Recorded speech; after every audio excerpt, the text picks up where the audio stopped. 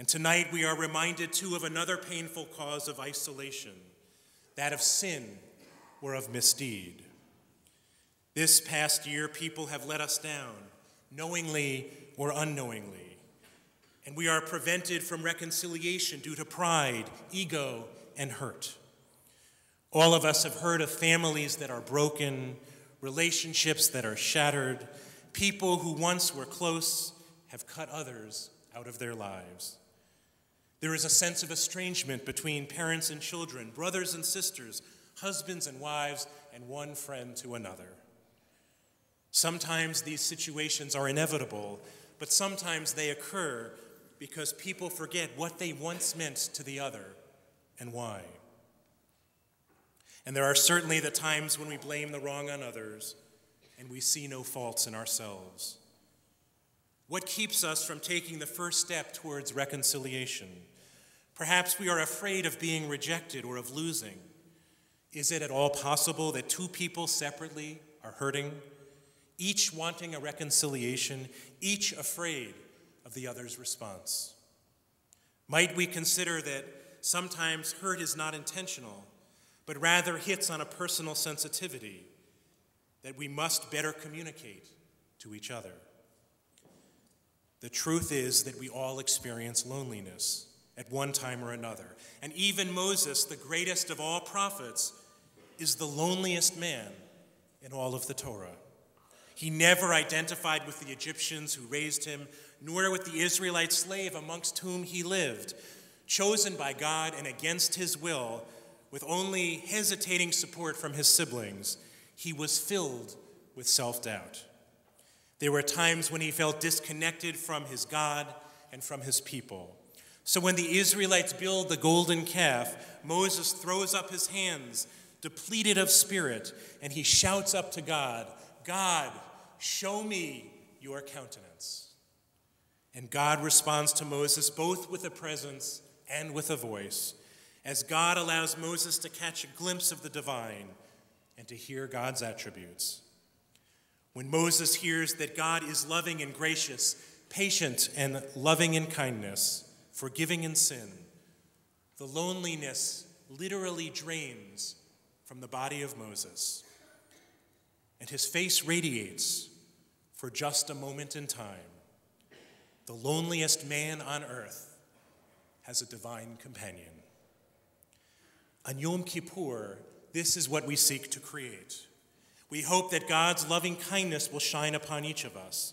We beg tonight for a moment of intimacy, that our estrangement will come to an end, and that even for a little while, that God's presence will be with us. We turn to God and we turn to each other to put an end to the loneliness that overcomes us. And if the shared condition of humanity is loneliness, then the only tonic is the kindness that we extend to each other. As this new year begins, let us position ourselves to be supportive but not intrusive, empathetic but not meddling. This is not the work of the therapist or the rabbi, but it is the work of all of us in the pews. Anyone who has ever attended a house of Shiva knows the dynamic: to be present and to take cues from the mourner, to comfort, to talk, sometimes even to laugh. It doesn't make the loneliness go away, but it often makes it better.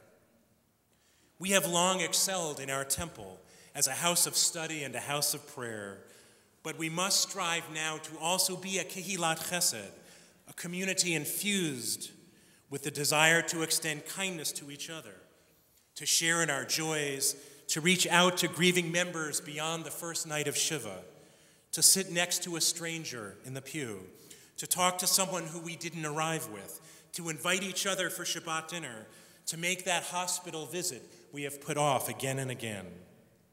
All of this we are trying to do, and all of this we are trying to be at the temple through our welcoming and caring congregation efforts. But tonight I make a request of each of you, as temple members, as Jews, as caring human beings. We can't do it alone.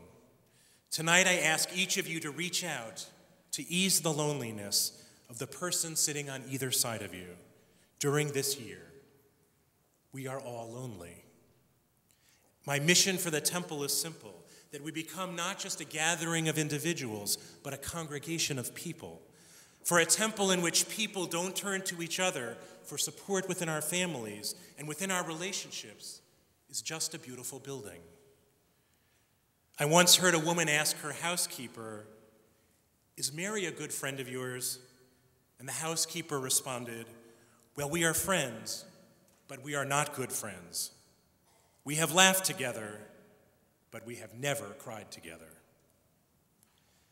The meaning of life is the willingness of people to take their loneliness and make it a strengthening tower in the lives of others.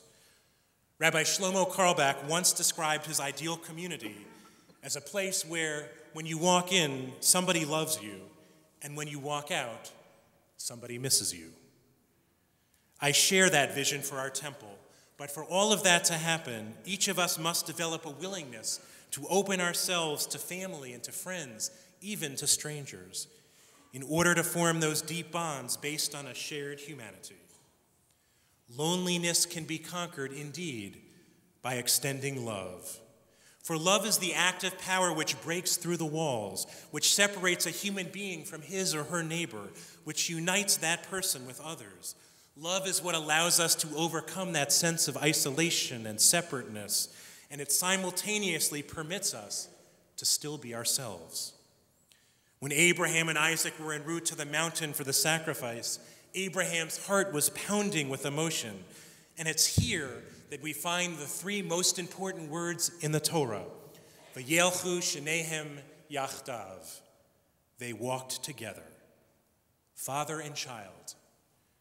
It's a portrait of deep and abiding affection, one for the other, and it's an example of every relationship that ever was, that ever is, and that ever should be. In the last analysis, words will be superfluous when hearts and minds are in tune. At this new year, I can wish you no more than this, that as our year begins, that you turn your loneliness to creativity, that in moments of despair you open your doors rather than close them, that when it seems impossible you seek to wipe away a tear from another's cheek, and thereby solve your need to belong. By belonging thereby, survive better by helping another to survive, easing another's pain as you ease yours. Love doesn't make the world go around, but love is what makes the ride worthwhile. Love is what reminds us that those who are lost and sick and bereaved and forsaken, that those who are rejected and those who are cursed, that each is worthy of the attention and the help of another, because each is a person. No one may be neglected simply because the cost may seem too high or the odds of success too small. This must be our challenge, to make one person less lonely than he or she is, sitting in the temple on Kol Nidre. And at the same time, let us never forget that Yom Kippur is also about personal responsibility, a reminder that if you can't change the system, vote and change your life. If you aren't what you hoped you would be, or if you've done what you have never expected you'd do, tonight we say change direction. If you suffer the frustrating loneliness of being discounted or mistreated or dumped on, find the strength and the means to validate yourself.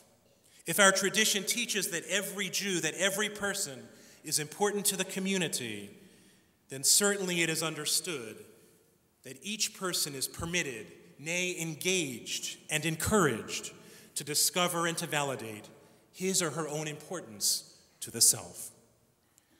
And if we are lonely because of who we were in the presence of another, lonely because of what we lost, lonely because we are not quite the person once we were, lonely because we have grown a bit weaker or a bit older, lonely because of illness or because we feel sorry for ourselves, then this new year calls us to become regal, to act as if we are empowered to move forward, to live life with resolve, intense creative energy, and yes, with great joy. Enough joy to dispel for a moment, for a year, maybe even a lifetime, whatever shadow loneliness may cast. The choice to be alone has always been ours, but the choice to be lonely has never been ours to make. The central question for Kol Nidre is in fact simple. Can we ease the loneliness? And Yom Kippur comes every year to answer that question, reminding us that how our story will be written is well within our hands.